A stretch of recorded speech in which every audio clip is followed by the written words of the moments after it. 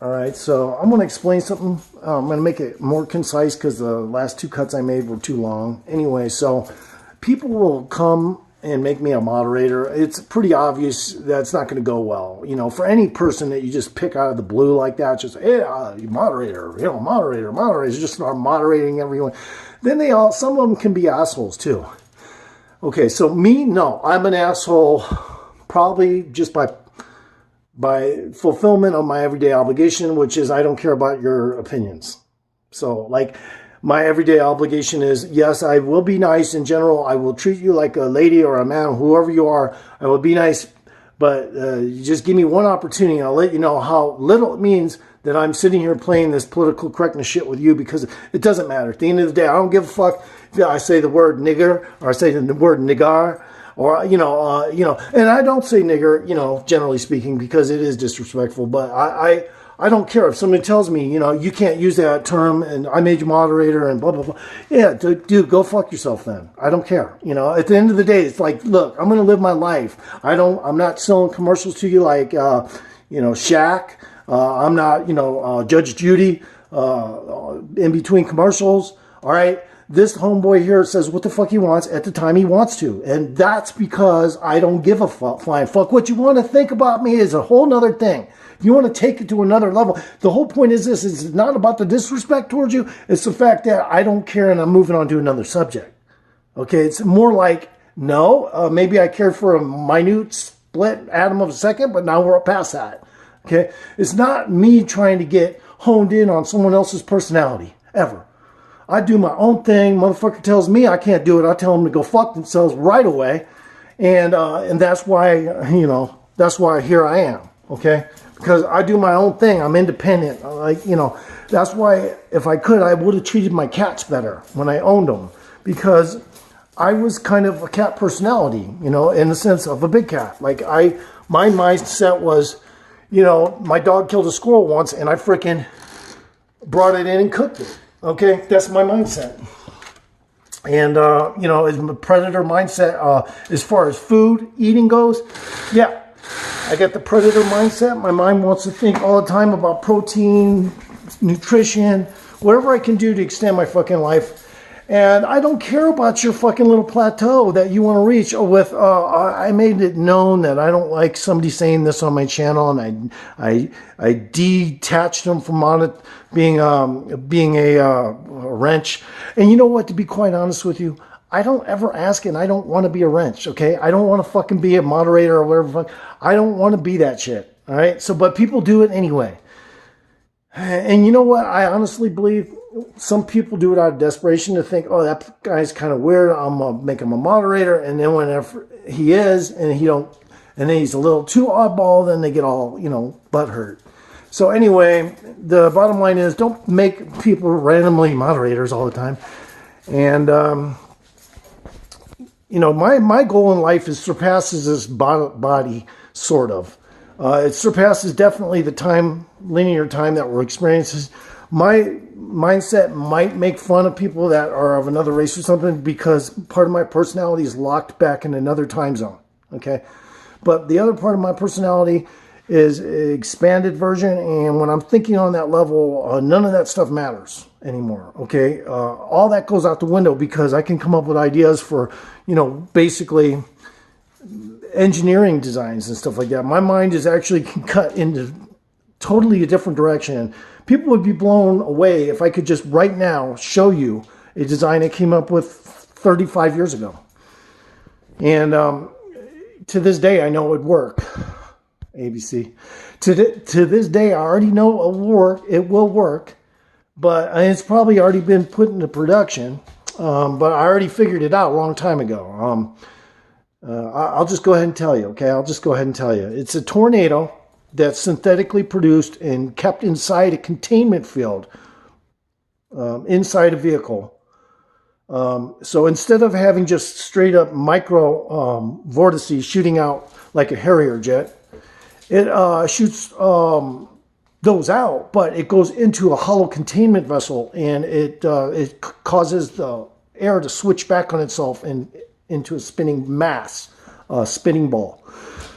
When the spinning ball gets built up, it pushes up towards the top of the containment, which is triangular in shape with soft edges. When it hits the first, it backs up and it splits it off the that end, and it increases the wind there as well to another degree once it hits off the second containment location. Then when it hits towards the last containment section, it's not that big of a swell torrent. It's just designed to push outward, and at that point you got a spinning compressed ball of wind that expands as soon as it reaches extra air. It gets compressed into a vacuum inside there, and then but the pressure is a whole different story. The pressure comes out and expands underneath the vehicle. So basically what you got a tornado that's ball shaped, that's breaking up and you're just sitting on top of it. So that could increase the wind.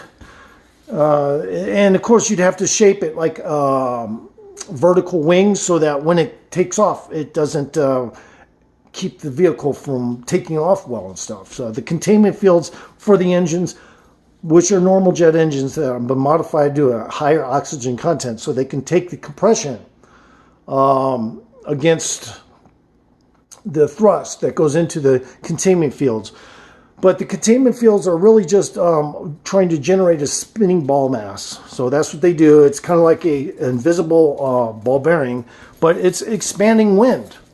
So it's not a ball bearing at all. It's expanding wind. So once it comes out of the bottom of this thing, it expands into a giant exploding vortice. And so basically you're floating on top of multiple explosions. And you could also add different effects into that. You could also try to tap into electromagnetic effects, as well as you could also make some advancements in the propulsion of the spinning mass. In other words, you could ignite the spinning ball of wind and make it a fiery spinning ball of wind.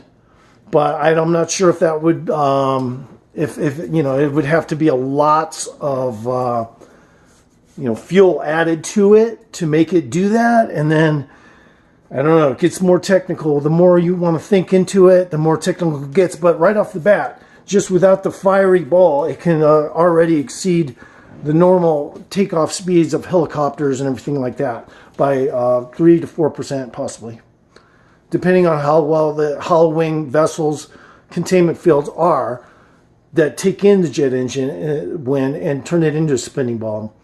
It's basically wind dynamics modified to a high level is what it is. It's wind dynamics modified to an extremely high level, almost laser-like in precision. And the reason why I figured this out is because a whole long time ago, I saw a program was just talking about how the winds that go, I believe, into Korea from hurricanes can cause the tornadoes in the streets, basically, little mini tornadoes, but they're big, dangerous tornadoes as well. And it's because the wind comes offshore from the hurricanes, goes into the buildings, and those work in the same way as a wind ball mass generator, like I want to do. And what it does is it creates its own tornadoes as a result of the offshore winds, which aren't even that strong. If it's a mild hurricane, it can cause havoc when it reaches a city, because once the wind starts hitting the walls, it creates those little vortices. Once those vortices get going, they create havoc. So when you design a city, for instance, it's not too smart to make just a city without the wind as your number one concern. So when you build a city, you have to always think about how the buildings are going to be and everything like that. Otherwise, you're going to have havoc in the streets. Nobody wants to walk through a tornado walking down the street, right? So anyway, I decided that was a great idea to increase wind velocity. Just turn it into a larger spinning mass instead of a microvortice mass, but a larger spinning mass as well as having the microvortices contained. Then you have a vehicle that can have no blade needed, but it looked like kind of like a kayak. It would look like the containment fields would kind of look like triangular shaped, but they'd be ear up like that. So when you take off, they'd be like that. So they wouldn't be a problem. They cut right through wind. But the containment fields also are specialized jet engine additions is what they are. They're specialized. In other words, they have been designed to fit into a more hardcore jet engine, and as a result, they are able to do some compression variables inside the containment so that they can create this compression expansion field once it comes out the bottom. Once it comes out the bottom like that, you could light that on fire and create multitudes of explosions, but you'd have to have a very strong structure, just in case something went wrong. But I mean, more or less though, it's a controlled explosion. So as long as the vehicle is constructed strongly, it should work. And the only thing about this vehicle is it would create havoc wherever it had to land, especially if it was on fire. They'd have to turn the fire on igniters off. They'd turn the igniter of the spinning ball of wind and then deignite the spinning ball of wind to land. Because to land, you don't want that much power. So that's the thing. They'd be like superchargers. When you want to turn them on, they supercharge the entire vehicle. And of course, you can also create shock physics, incorporate that into a similar vehicle, which is another day for another story. Story another day later.